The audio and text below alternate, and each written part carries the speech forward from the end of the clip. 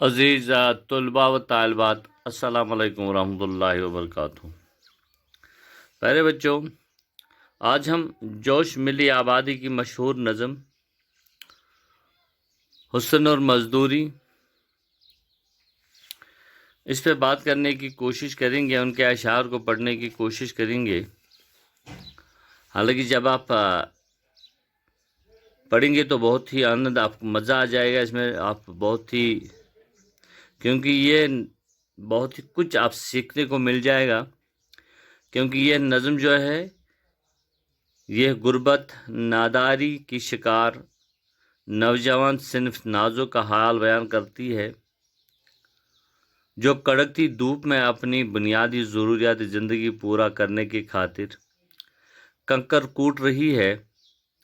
تاکہ اس محنت و مشقت کے صلے میں وہ 2 وقت کا کھانا حاصل کر سکے۔ دراصل میں شاعر نے ہندوستان پر اس کی غربت اور افلاس کے حوالے سے بھی اس میں طنز کیا ہے۔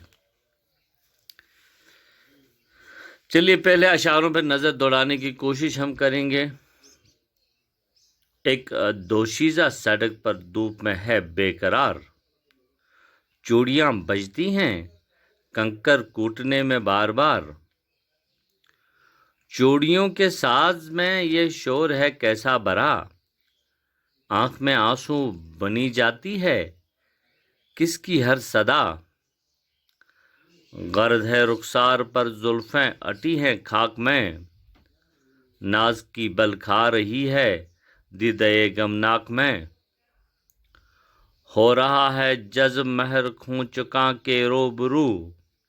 یہ روبرو کنکروں کی نبض میں اٹھتی جوانی کا لہو، دھوپ میں لہرا رہی ہے کاکل عنبر سرشت، ہو رہا ہے کمسنی کا سوچے جزوئے سنگ و خشت، پی رہی ہے سرخ کرنیں مہر آتش بار کی، نرگسی آنکھوں کا رس مئی چمچپی رخسار کی، غم کے بادل خاطر نازک پہ ہیں چھائے ہوئے، عارض رنگی ہیں یا 2 پھول مرجھائے ہوئے، چھتڑوں میں دیدنی ہے روئے غمگین شباب، ابر کے آوارہ ٹکڑوں میں ہو جیسے ماہتاب، اف یہ ناداری میرے سینے سے اٹھتا ہے دھواں، آہ اے افلاس کے مارے ہوئے ہندوستان،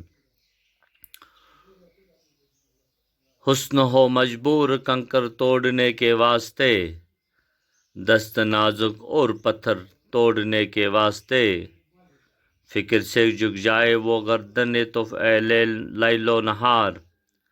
جس میں ہونا چاہیے پھولوں کا ایک ہلکا سا بار، جس میں ہونا چاہیے پھولوں کا ایک ہلکا سا ہار، آسمان جانے طرف کو وقف رنجوری کرے، صنف نازک بھوک سے تنگ آ کے مزدوری کرے، نازکی سے جو اٹھا سکتی ہے نہ ہو کاجل کا بار، نازکی سے جو اٹھا سکتی نہ ہو کاجل کا بار، ان سبک پلکوں پہ بیٹھے راہ کا بوجھل غبار، کیوں فلک مجبور ہو آنسو بہانے کے لیے، انکھڑیاں ہو جو دلوں میں ڈوب جانے کے لیے، مفلسی چھانٹے اسے قہر و غضب کے واسطے، جس کا مکھڑا ہو شبستان طرب کے واسطے، فرط خشکی سے وہ لب ترسیں تکلم کے لیے، جن کو قدرت نے تراشا ہو تبسم کے لیے، دست نازوں کو رسن سے اب چھڑانا چاہیے، اس کلائی میں تو کنگن جگمگانا چاہیے۔ عزیز طلباء و طالبات،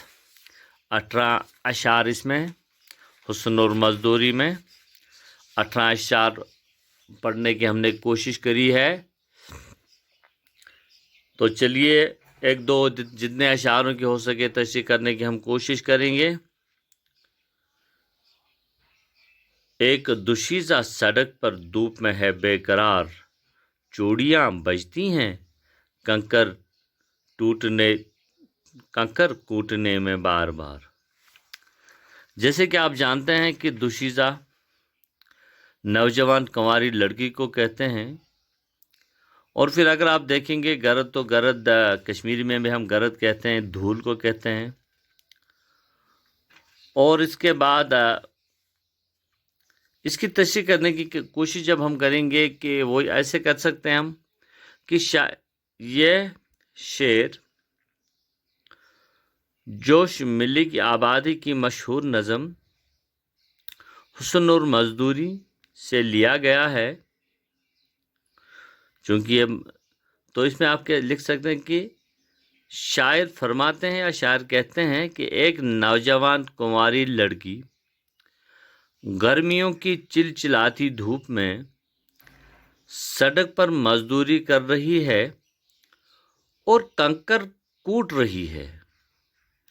تیز دھوپ اور سخت مشقت کی وجہ سے وہ بے چین ہے۔ کنکر کوٹتے کوٹتے اس کے چوڑیوں کے بجنے کی آواز آ رہی ہے۔ دوسرا شعر، چوڑیوں کے ساز میں یہ شور ہے کیسا بھرا، آنکھ میں آنسو بنی جاتی ہے کس کی ہر صدا۔ چونکہ صدا آواز کو کہتی ہے، اور کہتے ہیں اس میں دیکھیں گے، چلیے اس شعر کا ترجمہ کرنے کی کوشش کریں گے۔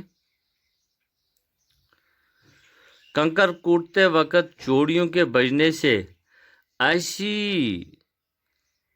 درد دھن پیدا ہوتی ہے کہ اس کی ہر ایک آواز سننے والے کی آنکھوں میں آنسو بھر آتے ہیں۔ گرد ہے رخسار پر زلفیں اٹی ہے خاک میں، ناز کی بل کھا رہی ہے دیدے غمناک میں۔ کنکر کوٹنے سے اس کے بال اور گال دھول سے بھر گئے ہیں۔ اس مصیبت زدہ لڑکی، اس غم زدہ لڑکی کی نزاکت بے مول ہو گئی ہے، اور اس کے دل کا حال اس کی غمناک آنکھوں سے عیان ہے۔ یعنی کہ اس کی آنکھیں اس کے غم، اس پہ مصیبت، اس کا حال بیان کرتی ہے۔ ہو رہا ہے جذب مہر کھونچکاں کے روبرو،